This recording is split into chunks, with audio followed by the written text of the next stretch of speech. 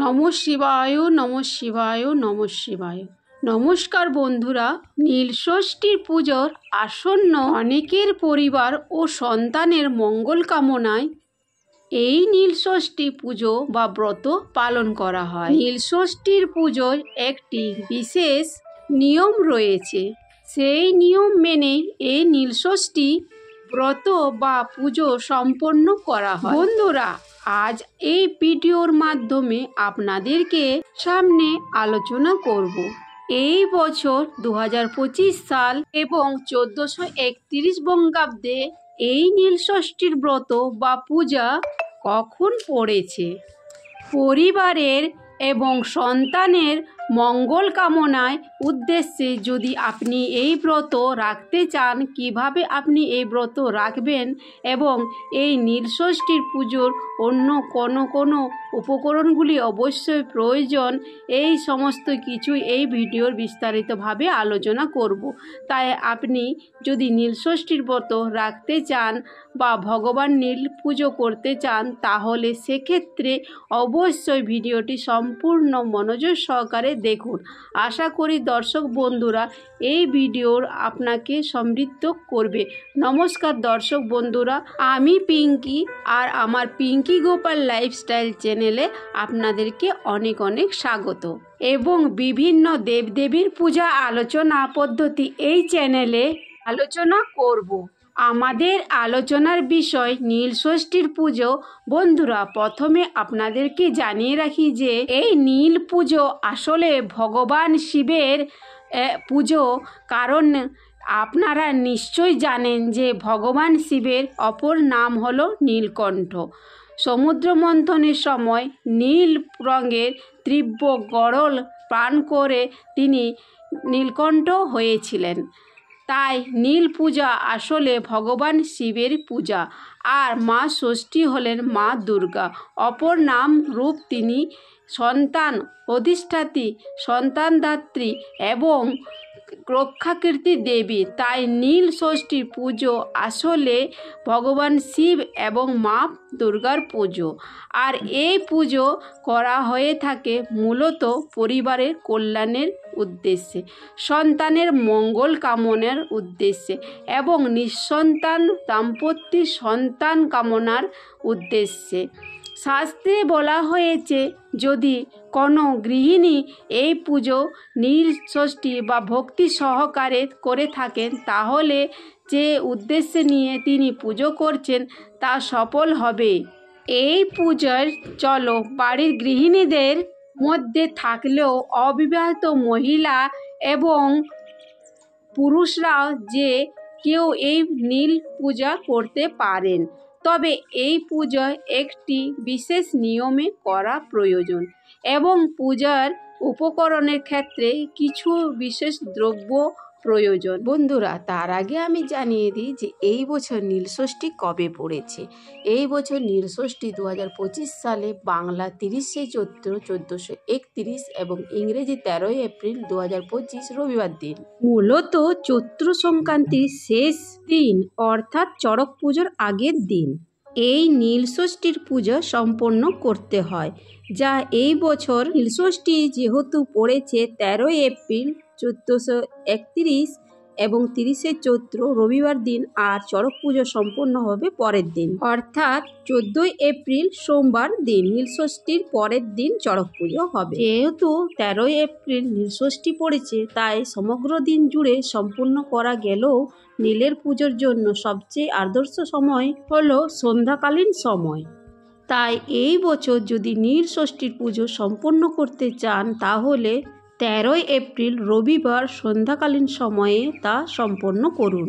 সন্ধ্যা 5:53 পর আপনি এই নীলষষ্ঠী পুজো সম্পন্ন করতে পারেন।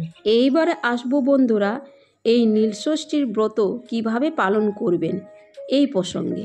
নীলষষ্ঠীর ব্রত কথায় মা ষষ্ঠীর নিজেই বলেছেন যে কিভাবে আপনি এই ব্রত পালন করবেন।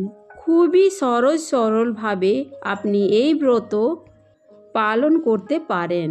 আপনি শিব মন্দিরে গিয়েও এই ব্রত পালন করতে পারেন। আবার নিজের বাড়িতে বসেও আপনি এই ব্রত পালন করতে পারেন। যারা এই নীলষষ্ঠীর ব্রত রাখতে চাইছেন তারা ব্রতের আগের দিন রাত্রিবেলায় অবশ্যই নিরামিষ আহার গ্রহণ করবেন। সমস্ত ব্রতের পূর্বে এই বিষয়টি করা প্রয়োজন। ব্রতের দিন সকাল সকাল ঘুম থেকে ওঠার চেষ্টা করবেন এবং সকাল সকাল স্নান পর্ব সেরে নেবেন। সকাল সকাল স্নান পর্ব সেরে নেওয়ার পর নীলষষ্ঠী পুজোর জন্য প্রয়োজনীয় উপকরণ সংগ্রহ করে নেবেন। একটি বিষয় সর্বদাই মাথায় রাখবেন যে ভগবান শিব তিনি অল্পতেই সন্তুষ্ট হন, তাই তার নাম আশুতোষ।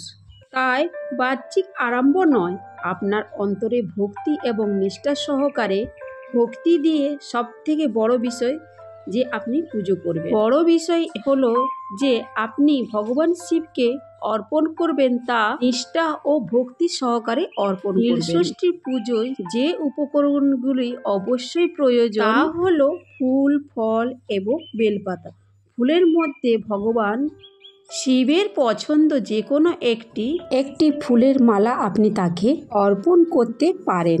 আর তা হলো আকন্দ ফুল বা কলকে ফুল বা ধুতরা ফুল বা চাপা ফুল অথবা নীলকণ্ঠ ফুল। আর মা ষষ্ঠীর উদ্দেশ্যে পারলে একটি লাল ফুল সংগ্রহ করবেন। এর সঙ্গে সংগ্রহ করবেন 5 প্রকার ফল, যার মধ্যে বেল এবং বটাযুক্ত কাঁচা আম থাকলে সবথেকে ভালো হয়। আর এর 2টি ফল আপনি খুব সহজে পেয়ে যাবেন এবং তার সঙ্গে আরও 3টি আপনার পছন্দের ফুল এবং তার সঙ্গে অবশ্যই যেটা প্রয়োজন তা হলো বেলপত্র অর্থাৎ বেলপাতা, যা না হলে এই পুজো কখনোই সম্পূর্ণ হবে না। এর সঙ্গে প্রয়োজনে পঞ্চামৃত অর্থাৎ কাঁচা দুধ, দই, ঘি, মধু এবং সামান্য চিনি দিয়ে তৈরি হয় এই পঞ্চামৃত। তাই এই পঞ্চামৃত বানিয়ে আপনি শিবলিঙ্গে পাশাপাশি করতে পারেন। গঙ্গা জল, অখণ্ড আতপ চাল এবং শ্বেত চন্দন প্রয়োজন লাগে এবং মা ষষ্ঠীর জন্য একটি সিঁদুরের পাতা এবং তার সঙ্গে ধূপ, দীপ ও আপনার সাধ্য ও সামর্থ্য অনুযায়ী নৈবেদ্য। এবং এই ব্রত যারা রাখতে চান তাদের কিন্তু সামগ্রিক দিনেই উপবাস থাকতে হয়। মা ষষ্ঠী নিজেই বলেছেন যে সমস্ত দিন উপবাস করে সন্ধ্যার সময় নীলবাতি পুজো করে নীলকণ্ঠ শিবের ঘরে বাতি জ্বেলে দিয়ে মা ষষ্ঠীকে প্রণাম করে তবেই জল খাবেন। তাই আপনি যদি সমস্ত দিন উপোস থাকতে পারেন তাহলে আপনি এই ব্রত পালন করুন। আর একান্তই যদি কোনো কারণে আপনি নির্জলা উপবাস না রাখতে পারেন তাহলে ভগবানের কাছে এর জন্য ক্ষমা চেয়ে নিয়ে আপনি ডাবের জল, দুধ এবং ফল খেতে পারেন। একটি বিষয় সর্বদা মাথায় রাখবেন যে সন্ধ্যার সময় কিন্তু আপনি পুজো প্রক্রিয়া সম্পূর্ণ করবেন এবং ওম নমঃ শিবায় এই মন্ত্র উচ্চারণ মাধ্যমে আপনি একটি দ্রব্য বাবার মাথার উদ্দেশ্যে অর্পণ করবেন। ভগবান শিবের উদ্দেশ্যে সমস্ত কিছু অর্পণ করার পর মা ষষ্ঠী, মা দুর্গার উদ্দেশ্যে একটি লাল ফুল ও সিঁদুরের পাতা নিবেদন করবেন এবং পুজো শেষ হওয়ার পর ভগবানের উদ্দেশ্যে যে একটি নীল বা আপনি পুজো করছেন তা প্রার্থনা করে বলবেন এবং প্রার্থনার পর চেষ্টা করবেন মহামৃত্যুঞ্জয় মন্ত্রটি 108 বার জপ করতে হবে। জপ করতে যদি অসুবিধা হয় তাহলে আপনি শ্রবণও করতে পারেন, তবে 108 বার কিন্তু ওম নমঃ শিবায় এই মন্ত্রটি অবশ্যই উচ্চারণ করবেন। হ্যাঁ, এই যে বিষয়টি সবথেকে বেশি গুরুত্বপূর্ণ তা হলো ভগবান শিবের একটি গায়া ঘিয়ের প্রদীপ আপনি জ্বালিয়ে দেবেন। যদি আপনার একটি সন্তান থাকে তাহলে একটি প্রদীপ জ্বালাবেন, আর যদি আপনার 2টি সন্তান থাকে তাহলে 2টি প্রদীপ জ্বালিয়ে দেবেন এবং সন্তানের নাম স্মরণ করে আপনি নীল বাতি মানে মোমবাতিও আপনি জ্বালাতে পারেন এবং তাদের নাম করে একটি করে প্রদীপ ভগবানের উদ্দেশ্যে নিবেদন করবেন। চেষ্টা করবেন আপনি অবশ্যই মাটির প্রদীপ নিবেদন করার। আর মাটির প্রদীপ না থাকলে আপনি অথবা একটা পিতলের প্রদীপও নিবেদন করতে পারেন। নীলষষ্ঠী বলেছেন যে যদি কেউ ভক্তি সহকারে একটা নীলের বাতি আমাকে দেয় তাহলে মা ষষ্ঠী তার ঘরে কোনোদিন অভাব অনটন আসে না। এবং এই ছিল আজকে আমার নীলষষ্ঠীর ব্রত কথার